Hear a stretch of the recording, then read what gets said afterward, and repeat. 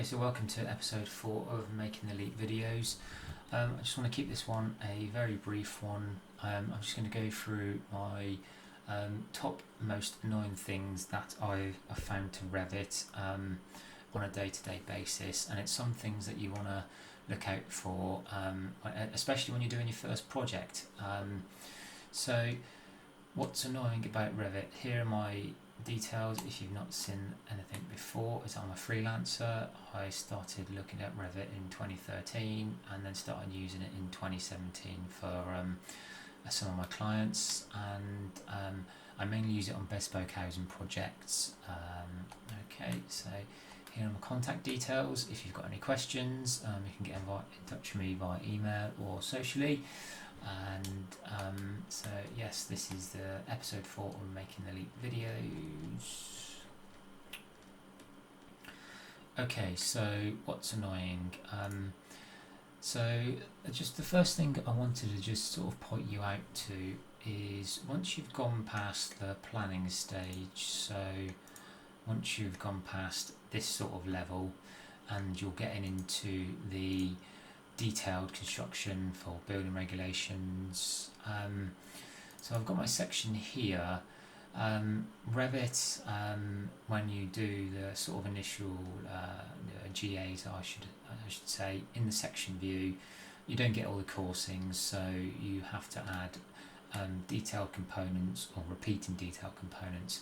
Now the key thing to be aware of here is, let's say for whatever, that this wall has to move. Okay, so very frustrating. So this wall here has to move. This wall here has to move back to 7.5 meters.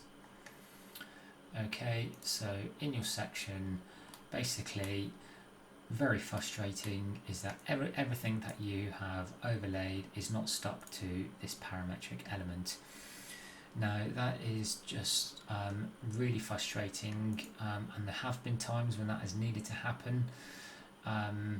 It doesn't happen often, but sometimes if it does happen for whatever reason, client changes their mind, or you have to go back and planning X, Y, and Z. So all of that detailing you spent all of that time doing is quite frustrating, because then obviously you've got to select it, move it. These sorts of things don't pin to those elements. It just doesn't do that, unfortunately.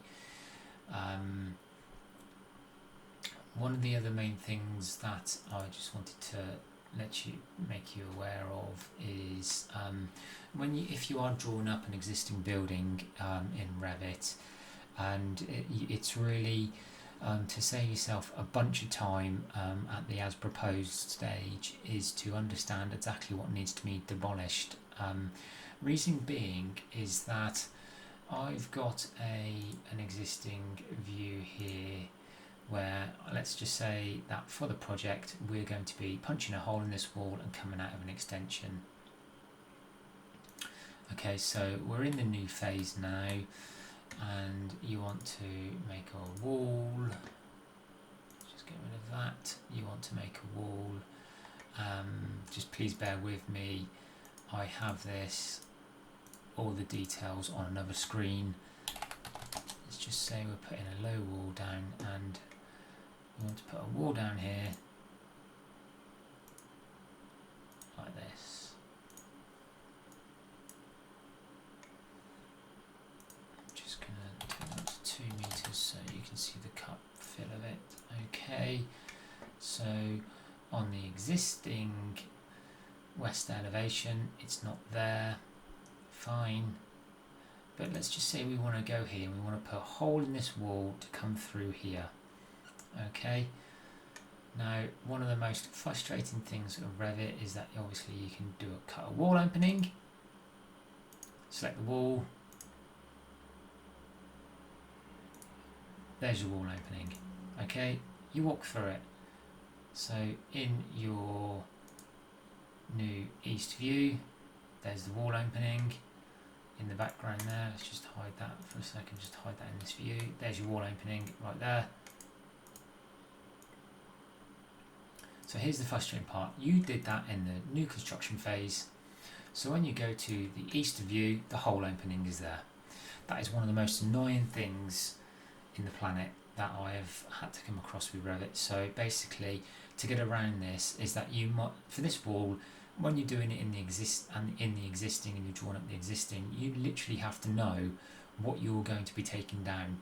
Now that seems very obvious that you would know, but sometimes you don't, and especially if it's, the scope expands, that can get really annoying, especially if you've got like a first floor on top of on top of where you are doing what you're doing. You basically have to model that sort of face wall all separately, just in case, because of this issue here.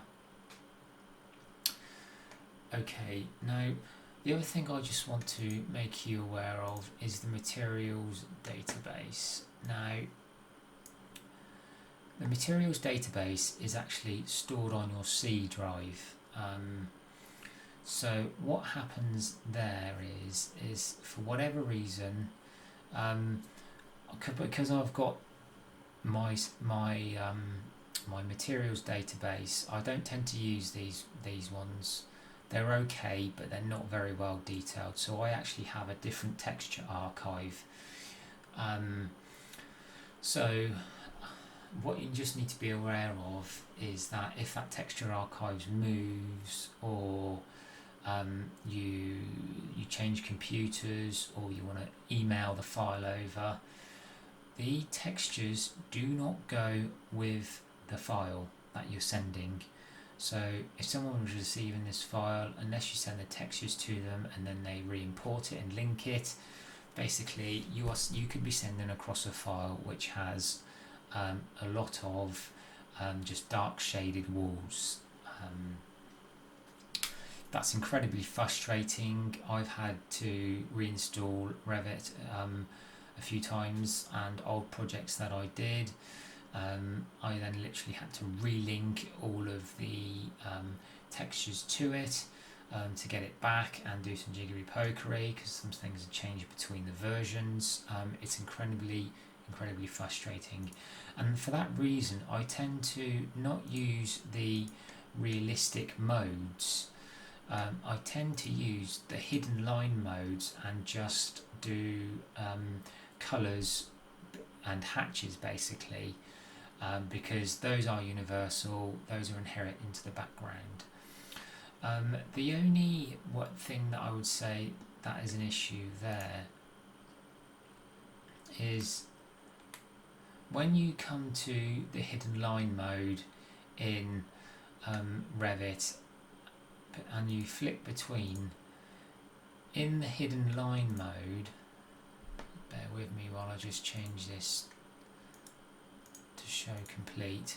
Okay, so one of my great frustrations, or the only letdowns with hidden line mode, is that Revit at the moment hasn't actually been able to colour your topo surface in hidden line mode. I find that incredibly frustrating, whereas if you're in shaded or consistent colours, or in realistic, they work fine, but not in hidden line mode. So that's just one of the most annoying things for me, is that because hidden line mode is very good when you use this jitter style, which you can put in, which is inbuilt into Revit. So those are my main 4 top things. Is when it comes to demolition, it is sometimes very good with windows now. That was demolished a window, so it's blocked that up really well. And then there is, let's just say, if you do want to put, I just did another one here, which is blocked up with another window in here. As you can see, this is the new construction phase, but let's just show you another duplicate view. But that one is this view is in the existing phase. You can see the opening is still there, so that is incredibly frustrating. So when you are looking to detail this up in Revit and you want to do an as existing model, you've got to be fully aware of that, knowing what's going to come out. Otherwise you can be doing some extra work which you really don't want to be doing. Okay, so that's just wrapping up my 4 most frustrating things that I come across daily in Revit. There are a bunch of other things that, while Revit is really good, some things can be quite frustrating, but those are the top things that I myself get incredibly frustrated with and have had to overcome and be aware of. So that's just one of so those are my top 3. Okay, many thanks. Next week I'm going to be doing some of the support networks that really helped me on my Revit journey. So please look at that one too.